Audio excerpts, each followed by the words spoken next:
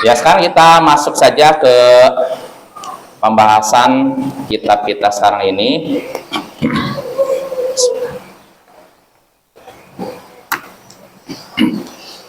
Yaitu Babu Adabil Akal, kata Imam Asy-Syaukani rahimahullah, bab tentang adab-adab tentang makan. Ya, adab tentang makan. Dan kita sudah membahas beberapa poin yang disebutkan oleh Imam Asy-Syaukani. Kita baca lagi, kata Imam Asy-Syaukani, yushra'u lil akili at-tasmiyah wal aklu bil yamin wa min hafatay ta'am la min waslih wa mimma yali wa yal'aqu asabi'ahu was sahfah. Disyariatkan bagi orang yang hendak makan untuk mengucapkan bismillah, untuk mengucapkan bismillah, dan makan dengan tangan kanan, dan dari pinggir tempat makan, bukan dari tengahnya, dan makan dari yang terdekat. Nah, ini termasuk adab menuntut adab makan, ya. Makan aja ada adabnya, bayangkan. Padahal kan pikirnya cuma masukkan makanan selesai. Tapi inilah Islam, agama yang mulia, sampai masalah makan pun diatur. Dan tentu saja ketika Islam mengatur makan, masalah makan, pasti ada apa? Kebaikan situ. Ada maslahatnya, tidak sia-sia, Bapak, ya. Kalau kita ngikuti semua adab yang disebutkan dalam Al-Quran Sunnah, adab makan, adab minum, adab berpakaian, insya Allah berkah. Minimal berpahala, ya. Maksimalnya dicintai oleh Allah, dan masih banyak lagi namanya, ya. Ya, jadi yang pertama ucapan bismillah, dan sudah kita bahas, ulama beda pendapat mana yang afdal, bismillah atau bismillahirrahmanirrahim. Pendapat yang kuat bismillah, sesuai dengan lahiriah hadis. Karena dalam hadis disebutkan, jika kata Nabi, idza akal ahadukum ta'aman falyaqul bismillah. Jika salah seorang dari kalian memakan makanan, maka ucapkan bismillah. Jadi bukan bismillahirrahmanirrahim. Maka pendapat yang kuat, yang afdal mengucapkan bismillah. Tapi kalau ada yang mengucapkan bismillahirrahmanirrahim, ya persilahkan, ya, tidak masalah, ya. Tapi kita memakai, berpegang pada lahiriah hadis, ya. Lahiriah hadis menyebutkan bismillah. Lalu berikutnya makan dengan tangan kanan.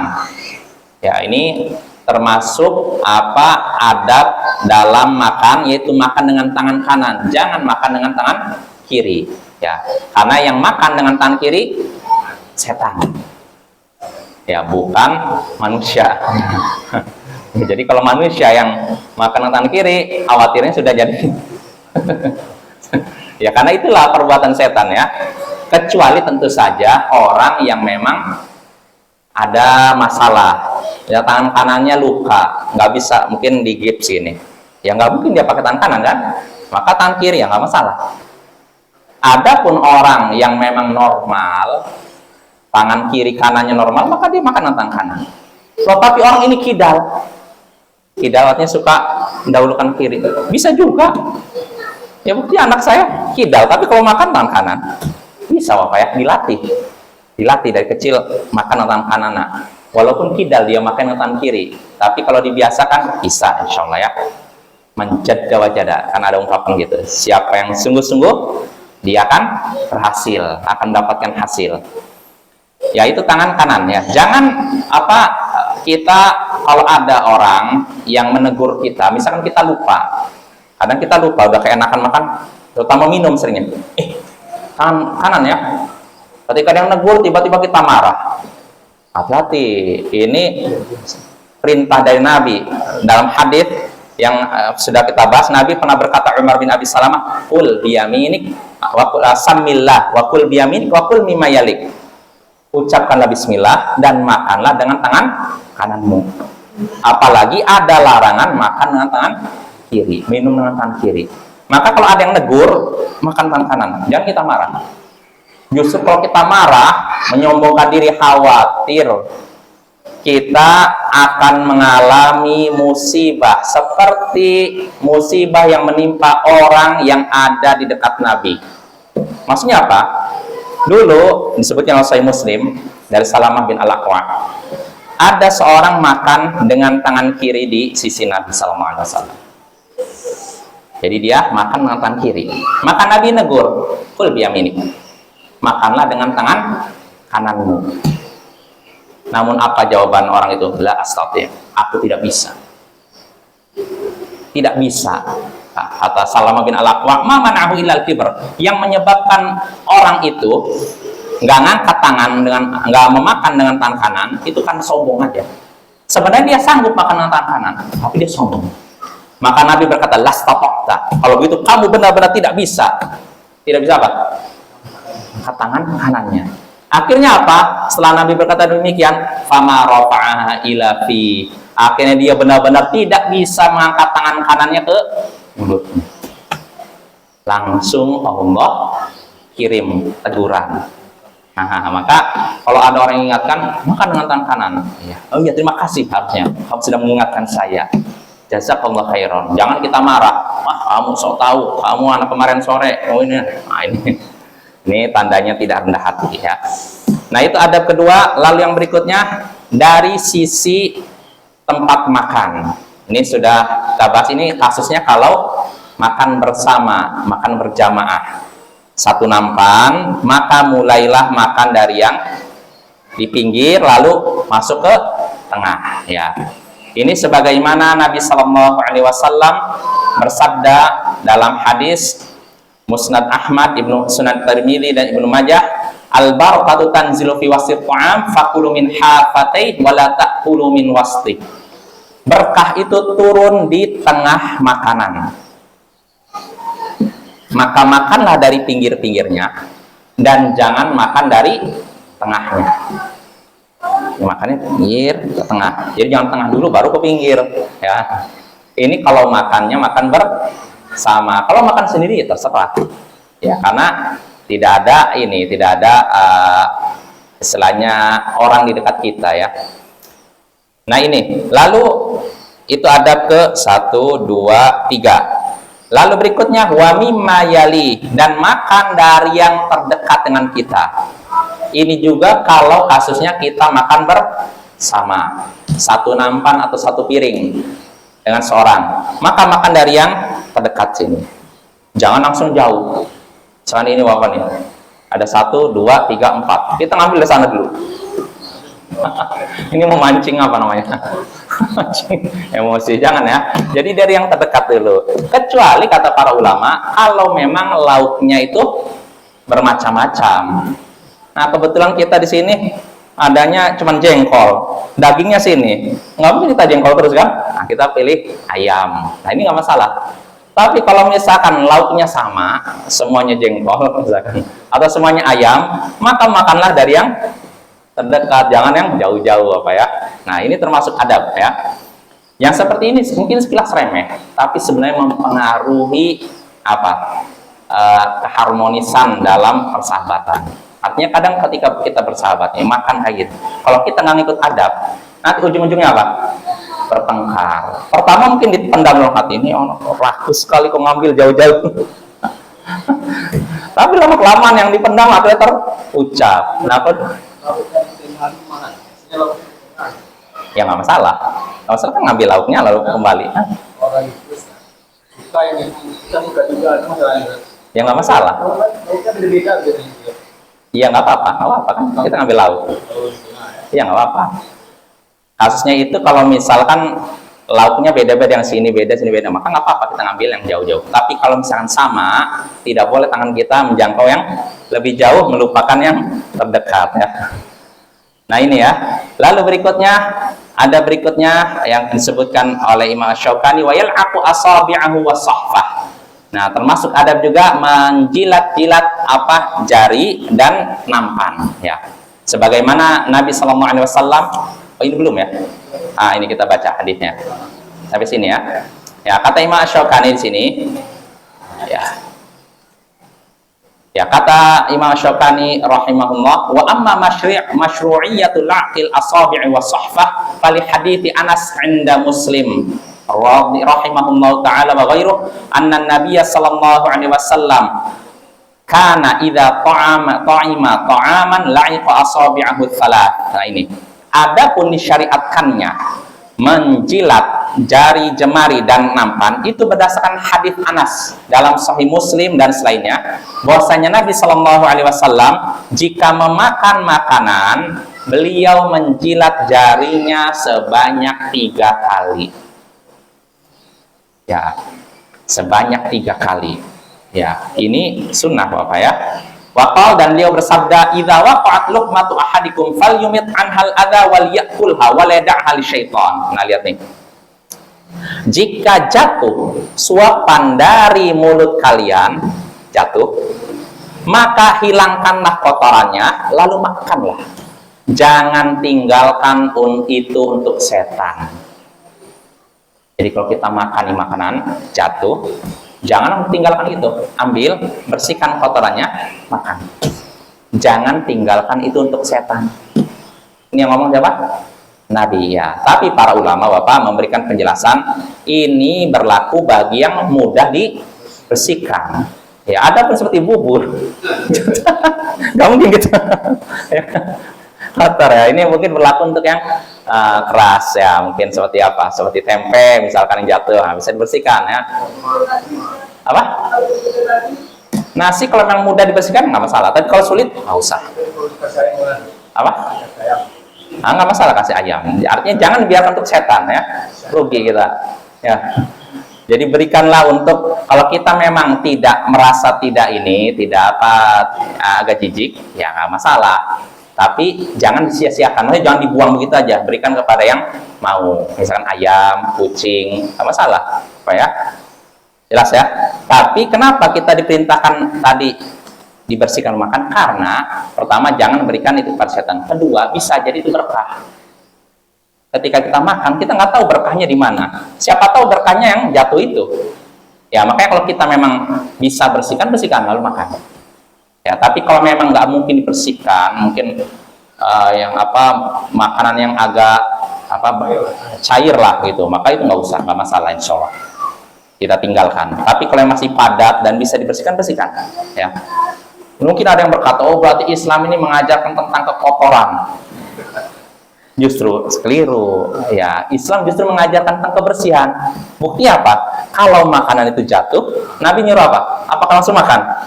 Tidak kan, bersihkan baru dimakan.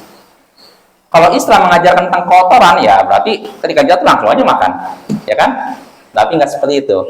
Yang jatuh bersihkan, kalau memang memungkinkan lalu makan, ya. Nah, yang seperti ini bisa jadi buah ejekan bagi orang-orang orientalis, musuh Islam, para pembenci hadis Nabi. Para pembenci sunnah Nabi, terutama orang-orang ingkarus sunnah. Apa ini? Jorok begini. Jorok. Kalau kita mengamalkan sunnah Nabi, nggak dikatakan jorok ya. Yang jorok itu kalau justru kita memang tadi kotoran udah jatuh lalu kotoran langsung dimakan. Nah ini baru jorok. Tapi kalau udah dibersihkan, tidak jorok lagi Bapak ya. Nggak masalah kita memakan itu, karena itulah yang diperintahkan oleh Nabi Shallallahu Alaihi Wasallam. Dan kalau kita mengamalkan apa yang diperintahkan Nabi, percayalah tidak akan membahayakan diri kita. Justru kita dapat pahala. Kalaupun tidak wajib, sunnah, dapat pahala tidak praktekannya? Pahala ya. Jadi jangan kita segan-segan ya, terutama di rumah kita lah. Kalau di luar mungkin kita masih ada perasaan gimana gitu. Ya kalau di rumah praktekkan aja. Apalagi kalau di rumah memang lantainya bersih, atau ketika makan kita ada alasnya, maka ketika jatuh ambil aja.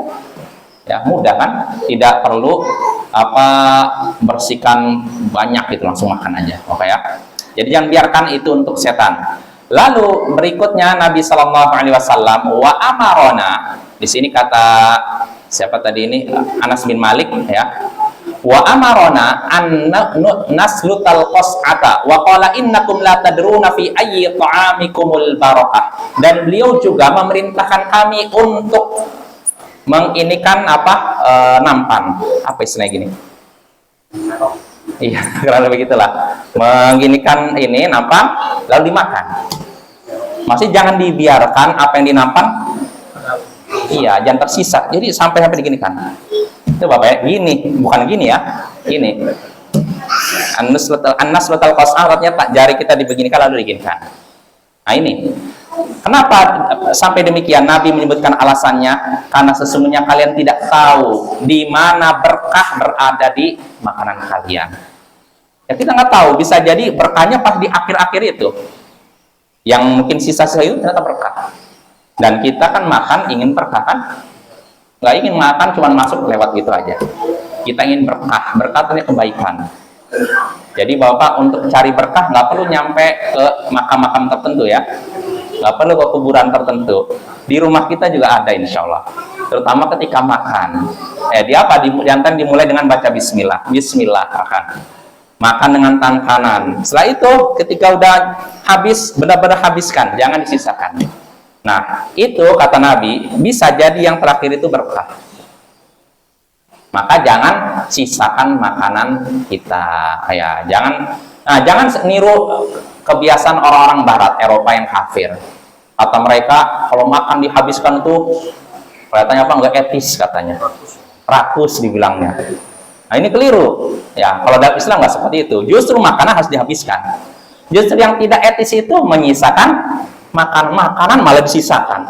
Padahal kita sanggup menghabiskannya tapi disisakan. Itu namanya tidak etis. Ya, yang etis itu justru menghabiskan makanan, Bapak ya. Jadi pola pikir orang Barat jangan dipakai pada umat Islam. Bapak ya. Bagaimana yang kayak Tulang. Iya, tulang. Kalau memang nggak bisa kita makan ya sudah dibuang untuk jin, saudara kita di kalangan jin. Karena itu makanannya mereka. Tapi kalau mau kita makan boleh nggak? Boleh aja. Kan tulang. Lagi yang karena tulang dia enak Bapak.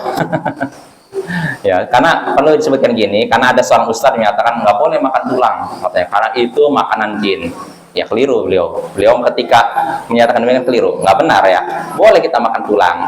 Yang nggak boleh itu tulang dijadikan untuk istijmar, untuk cebok. Nah itu baru nggak boleh. Ada pun kalau kita makan nggak apa-apa, nggak masalah kan? Itu memang rezeki yang Allah berikan kan? Iya, itu kan. Nah itu kan mubazir ya.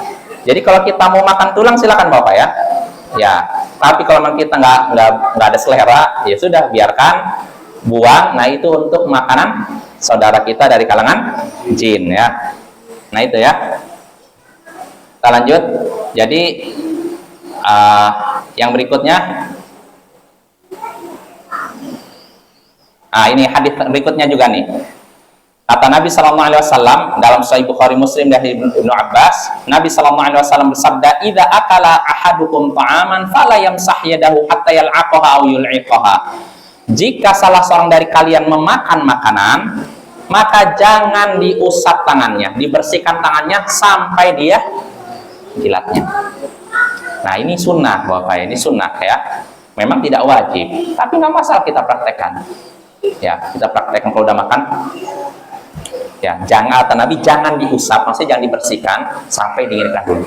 Kalau sudah dijilat, barulah kita cuci dengan air atau pakai sapu tangan atau tisu. Kenapa? Sekali lagi, karena kita tidak tahu, bisa jadi di makanan terakhir itu ada berkah. Ya, dan sekali lagi kita ingin mencari berkah. Segala sesuatu kita ingin cari berkah dalam masalah makanan, pakaian, pekerjaan dan semacamnya. Maka jangan sia-siakan kesempatan mencari berkah ya. Lalu berikutnya, selesai. Ada berikutnya yang disebutkan oleh Imam Syaukani, adab makan, yaitu walhamdu inda al-faragh wad du'a. Memuji Allah ketika selesai makan dan berdoa kepadanya. Memuji Allah yaitu dengan alhamdulillah. Itu sebenarnya udah pas tuh. Tapi kalau mau lebih baik ada doanya. Ya, apa doanya? Di sini disebutkan oleh Imam Asy-Syaukani, wa amma masyru'iyatul hamdi 'indal faraghi wad du'a fali hadithi Abi Umamah 'indal Bukhari wa ghairi. Adapun disyariatkan memuji Allah dan berdoa ketika sudah selesai makan, itu berdasarkan hadis Abu Umamah dalam Sahih Bukhari dan selainnya. anna Nabiyya sallallahu alaihi wasallam kana idza rafa'a ma'idatahu qal, Nabi sallallahu alaihi wasallam jika mengangkat hidangan beliau udah selesai, beliau mengucapkan alhamdulillahi hamdan katsiran thayyiban mubarakan fi ghairu makfiin wala muwadda'in wala mustaghna anhu rabbana.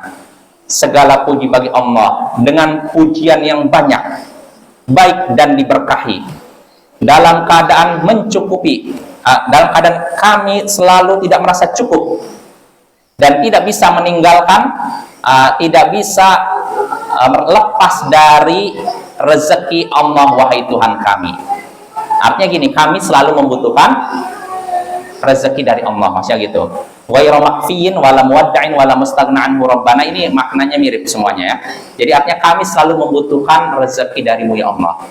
Segala puji bagi Allah dengan pujian yang banyak, baik dan diberkahi, dalam keadaan kami selalu membutuhkan rezeki darimu ya Allah. Nah, ini doanya Bapak ya. Jadi kita doa kalau udah selesai makan. Kenapa doa? Terutama di sini memuji Allah. Karena kita bisa makan, ini pemberian dari Allah. Bukan karena kehebatan kita. Karena Allah berfirman, "Wa ma bikum min ni'matin faminallah." Apapun nikmat yang ada pada kalian, maka itu dari Allah datangnya. Apapun itu, nikmat kesehatan, nikmat harta, termasuk makanan. Karena tanpa pertolongan dari Allah, kita nggak bisa makan. Anggap kita sudah bisa beli makanan dengan makanan yang enak, tapi kalau Allah takdirkan di sini kanker tenggorokan, bisa makan? Tak bisa kan? Maka puji Allah ya, kita bisa makan dengan nikmat, tenang. Nah, itu udah nikmat. Makanya dalam hadis disebutkan man asbaha minkum aminan fi sirbi mu'afan fi jasadih inda qutu yaumi fakannama hizat lahu dunya bihadzafiriha. Siapa yang bangun di pagi hari dalam keadaan tentram hatinya, merasa tenang, sehat badannya, dan memiliki makanan yang bisa dimakan di hari itu, berarti kalau apa ya, tenang hatinya, sehat badannya, punya makanan yang dimakan di hari itu. Nah, siapa yang mendapatkan tiga tadi, maka seakan-akan dunia dari segala penjurunya diberikan pada dia. Artinya orang kaya yang sebenarnya orang yang memenuhi tiga unsur ini. Pertama, tenang hatinya, keamanan. Lalu sehat badannya, kesehatan. Lalu punya makanan apa? Pangan. Nah, siapa yang punya tiga unsur ini? Dia orang kaya pada sebenarnya. Karena dunia dari segala penjurunya seakan-akan digiring untuk dia. Maka Bapak-Bapak, ketika kita bisa makan dengan tenang, nikmat, tidak merasa saya makan nanti ada bom nggak ya? Jeder. Kalau di Gaza kan kayak gitu, kita nggak bisa tenang.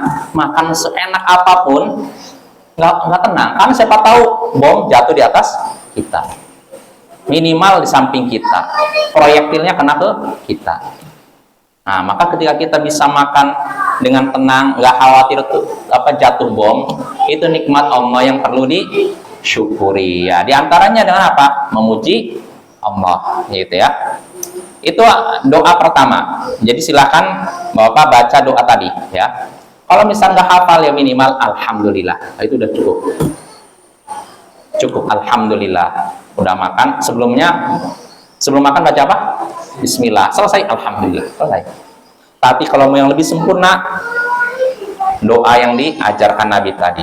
Atau doa berikutnya yang disebutkan Nabi dalam Musnad Ahmad, Sunan Tirmidzi, Ibnu Majah dari Mu'adz bin Anas, Nabi sallallahu alaihi wasallam bersabda, "Man akala ta'aman faqala alhamdulillahilladzi at'amani hadza wa razaqanihi min ghairi haulin minni wala quwwah, ghufira lahu ma taqaddama min dzambi."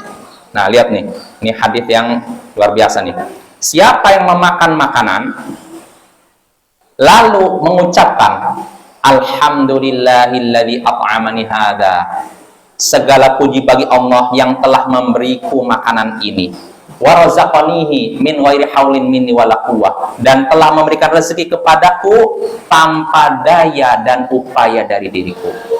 Nah, siapa yang makan lalu mengucapkan doa ini, kata Nabi, diampunilah dosa-dosanya yang telah berlalu. Lihat loh. Padahal ringan kan, cuman alhamdulillahilladzi at'amani hadza wa razaqanihi min ghairi haulin minni wala quwwah. Diampuni dosa kita yang telah berlalu. Maka hafalkan.